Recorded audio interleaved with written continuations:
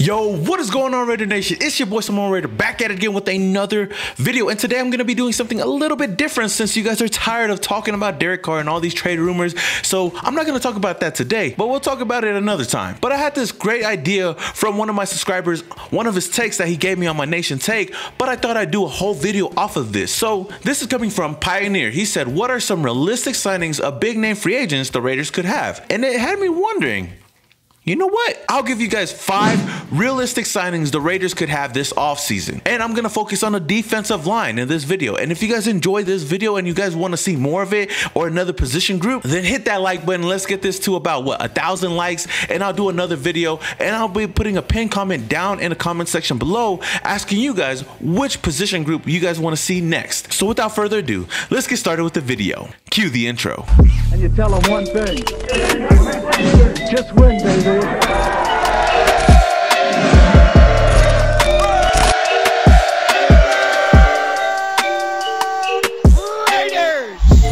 So like I said before, I will be starting with the defensive line position because we all know the Raiders need a lot of help on the defensive line, and bringing in Gus Bradley as the new defensive coordinator, he said when he first came in that everything starts up front on the defensive line and then we start building around that. So why not start off with the defensive line? Let's bolster up this defensive line, and I got 5 names that I think that we can go out and sign and even trade for this offseason. Now I know these are not going to be all the biggest names that you guys want to get, but I believe these are all the most realistic signings that we could get because I believe that we could sign 3 or more of these guys this offseason to help bolster up this defensive line. So without further ado, let's get started with the list. The first name being Melvin Ingram. Now, since the signing of Gus Bradley as our new defensive coordinator, the possibility of Melvin Ingram joining the Raiders has made the most sense. Now, Ingram has been the cornerstone on the Chargers defense for many years, and the Chargers are expected to let him walk in free agency. Now, if they do, the Raiders should give him a call and see if they can get something done. Ingram has battled through injuries throughout his career, and in 2020, he had a dip in production with only 10 tackles, no sacks, and 1 interception. But again, that was only in 7 games. Now, Ingram is 32 years old, and he is coming to the end of his career, but in the right system, in the right situation, I believe that Ingram still has a couple of solid years left in him. So if the Raiders can get Ingram on like a veteran minimum contract or at least an affordable contract, he'd be a solid fit as a rotational piece on our defensive line. You're bringing in somebody that has played under Gus Bradley, that knows the system, and that can mentor these younger players on the defensive line. So as far as fit in as a veteran leader, Melvin Ingram makes perfect sense for the Raiders. Adaveon Clowney. Clowney is coming off of a 0-sack season with the Titans in only 8 games, but I believe that he still has the ability to be that #1 pass rusher on the team. Now, after his lackluster season in Tennessee, I believe that Clowney's price should come cheap in free agency, somewhere around a 1-year prove-it deal. And at that price, I think it'd be perfect for the Raiders to snatch him up in free agency. This is a guy that still has a lot of upside and especially could be a presence on our defensive line. Now, Clowney definitely fits Gus Bradley's cover 3 scheme perfectly. You line him up on the edge and let him get to the quarterback. This will give him a chance to revive his career, which would be great for the Raiders. Now, you guys know that the Raiders are always known to give players second chances. Heck, look at Nelson Aguilar and Devontae Booker, 2 guys that nobody expected to ball out, had a good season last season, especially Nelson Aguilar, who I hope comes back next season. But this move would be a low risk, high reward type of move for the Raiders. So again, this is a guy that could come in on a cheap deal that has a lot of upside, and if it doesn't pan out, then we could let him go next season. But if there's a big name out there in free agency that I would love to go get, it'd be Adaveon Clowney. Shelby Harris. Now, it's crazy to see Harris's name on my list, especially knowing that the Raiders actually drafted him back in 2014 in the 7th round. The 7th round. Now, Shelby Harris only lasted 2 seasons with the Silver and Black, and since then has been playing for our rivals, the Denver Broncos, where he has become one of the most underrated defensive linemen in the NFL with 154 tackles, 15.5 sacks, 2 forced fumbles, 1 interception, and 23 pass deflections. Wow. And those are all of his stats since being a part of the Denver Broncos. I mean, we all remember the time where he deflected Carr's pass in the season finale against the Raiders, where they ended up winning the game in 2019. Now trust me, I believe that Shelby Harris will be the perfect signing for the Raiders this offseason. Harris is an excellent run stopper, only missing 5 tackles in 3 years, and in the last 2 seasons alone has 16 pass deflections. That's more than any defensive lineman in the NFL. He can also move the pocket and get pressure on the quarterback. Now, Harris could be that player that we all hoped that Malik Collins would be last season, but the only thing is, how much would Harris be asking for in free agency? He might want to cash out after flying under the radar for so long, but even at that, he wouldn't cost as much as all these other big name free agents this offseason. Now, at his age of 30, the Raiders should consider that going into negotiations. But if there was a defensive lineman that I would want to spend a pretty penny on this offseason, it would be Shelby Harris. Now, I know that Shelby Harris is not the biggest name out there, but trust me, if the Raiders were to bring him on, he'd fit like a glove in Gus Bradley's defensive scheme, and he would be a force to be reckoned with on the defensive line. Takk McKinley.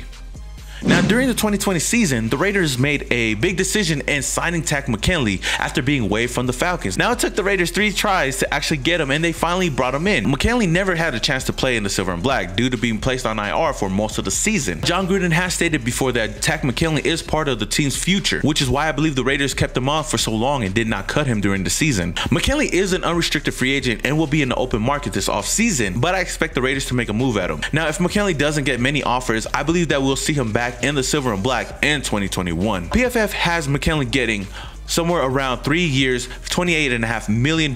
Now, I highly doubt that that's actually what he's going to get in free agency, but there's a huge possibility that he might settle with the Raiders on a 1-year prove-it deal. And in that case, the Raiders should definitely pull the trigger on him. McKinley has high upside and could definitely be a core piece on our defensive line, because we all know that we definitely need the help on the defensive line, which is why I'm doing this video. He is only 25 years old, so he definitely got a lot of years ahead of him. Now, this is another low risk, high reward type of move for the Raiders. And if you guys are getting my theme here, I'm going for a lot of low risk, high reward type of players that have big names. So if this actually pans out for the team, then we could talk about giving him an extension in the future. Again, for the right price, this will be a win-win for the Raiders. And the last name on the list is J.J. Watt.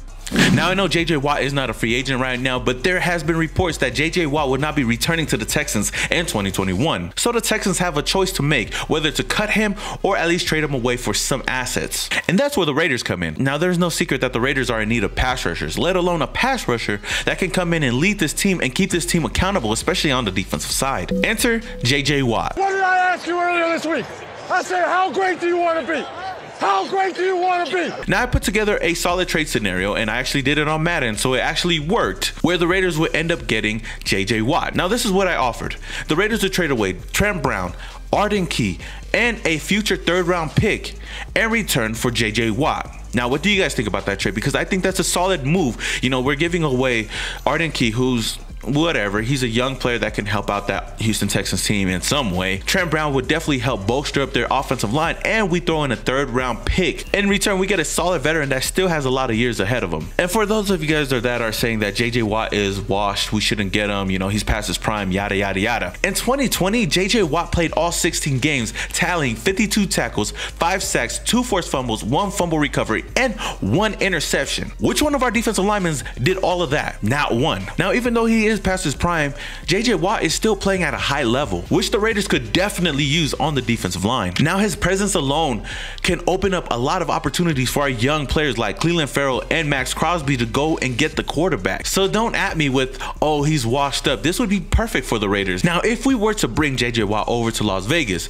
I would actually move him inside on the defensive line as a defensive tackle. I mean, why not? Like I said, it would open up a lot of opportunities for our young players. Now, take a step back and look at this defensive line. I'm not saying that we're going to get all these players, but there's a realistic chance that we could get most of these guys on the defensive line. J.J. Watt, Maurice Hurst, Shelby Harris dominating on the interior, and we go draft another guy in the draft to come on the interior as well. On the edge, we have Max Crosby, Clelin Ferrell, Carl Nassib, Adaveon Clowney, Takk McKinley, Melvin Ingram.